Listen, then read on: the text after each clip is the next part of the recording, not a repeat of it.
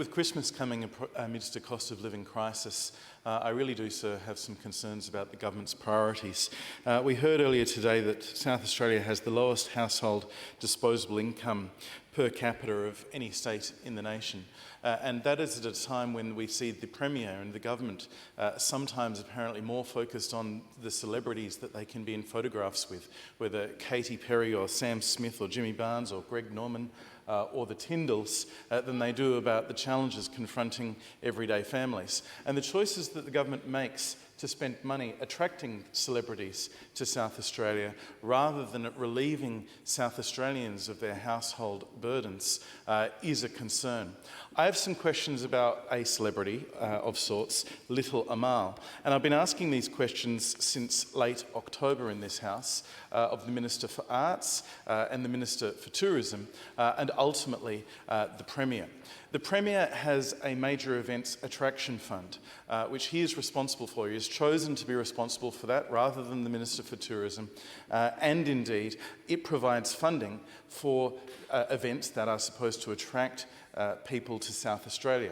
That major events attraction fund provided $2.3 million this year to the Adelaide Festival for the purposes we heard in late October in the Auditor-General's questioning from the Minister for Arts of funding the 3 years' worth of operas in the Adelaide Festival and the attendance of Little Amal at this year's Adelaide Festival. Indeed, the Minister for Arts highlighted Little Amal's attendance at the Adelaide Festival as being one of the free events that assisted the Adelaide Festival in having what was described as record attendances.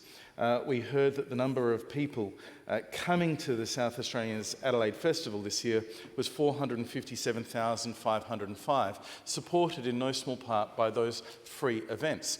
Free events, when it came to Little Amal, the Minister informed us, included her attendance, and I'll quote from the Minister. She said she moved around the city, crossing the bridge with the Port Adelaide fans as I crossed with her. That was at a Port Adelaide home game across the footbridge. She went on to say she was around the place in Little Amal, and I went to that as well. There was a very good free program that engaged many thousands of families and young people who would probably not otherwise engage in the Adelaide Festival. This was the intentional approach of the government to spend the money from the Major Events Attraction Fund to bring Little Amal to Adelaide to walk around on the footbridge, Rundle Mall and at other places, which contributed to the Adelaide Festival attendance numbers.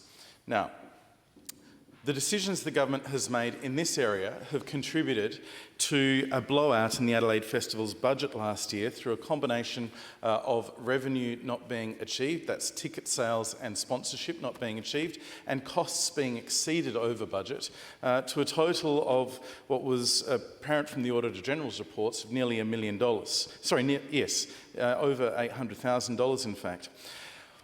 We also heard questioning in the Auditor-General's report examination from the Minister for Tourism, where it became apparent that the SA Tourism Commission, and I've received answers to questions the Minister for Tourism took on notice today, apparently the South Australian Tourism Commission managed the contract for Little Amal and the two opera performances, but there was no information from the Minister for Tourism about that contractual detail. There was no answer provided to our reasonable questions about how much that cost.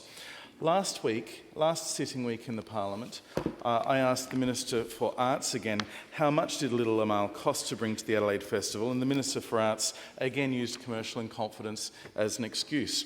I asked her a follow-up, saying if the Minister is saying commercial in confidence, is she able to tell the people of South Australia whether it was less than 200,000, less than 500,000, or indeed more than 500,000? And the Minister refused to answer. Make it very simple, sir.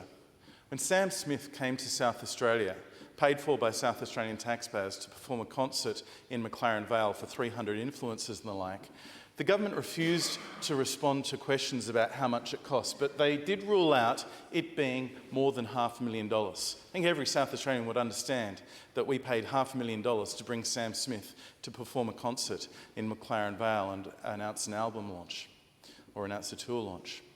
Very simple question for the government. How much did it cost to bring Little Amal to South Australia amidst a cost of living crisis? Was it less than $200,000? Was it less than $500,000? Was it more than $500,000?